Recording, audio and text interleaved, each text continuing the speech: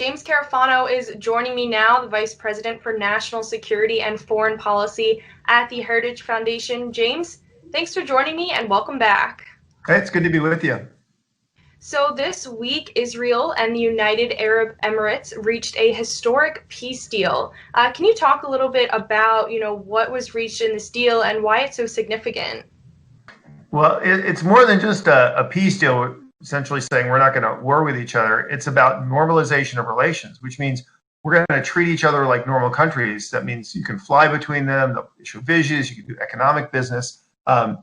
This is the first time that the U.S. has brokered a deal on this scale in over a quarter of a century.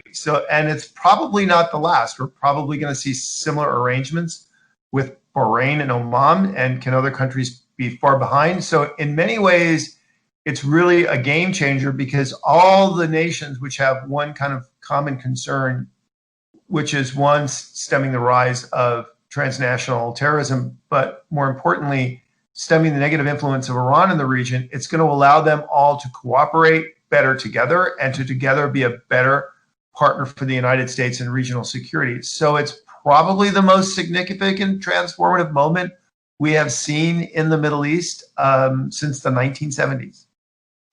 And in terms of, just looking back to the past two administrations with President Obama and President Bush, what in their administrations do you think prevented them from making this historic peace deal, and really allowed President Trump to succeed at this?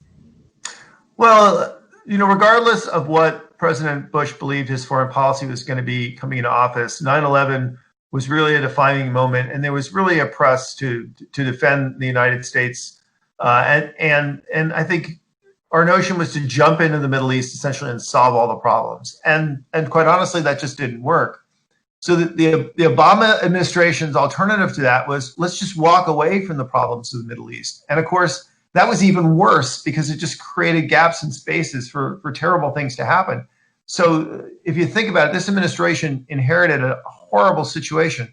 Iraq was crumbling. Syria was in the middle of a civil war. ISIS had created a massive terrorist state in the region. Iran was untamed by the Iran deal. It actually became more aggressive and more destabilizing after it signed the Iran deal. So really, the United States inherited terrible conditions. And the reason why this administration could do that is, first of all, it kind of put out the fires. So talking about the caliphate or Syria or Iraq, or the United States really kind of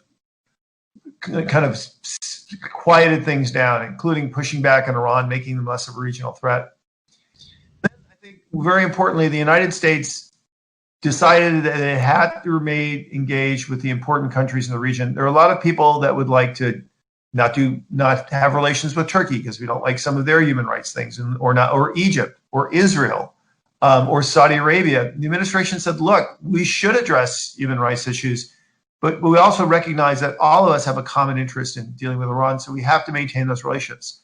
Because it essentially did those two things, put out the fires and kept important strategic relations in the region, it was able to move forward. And this was really the key, I think, to unlocking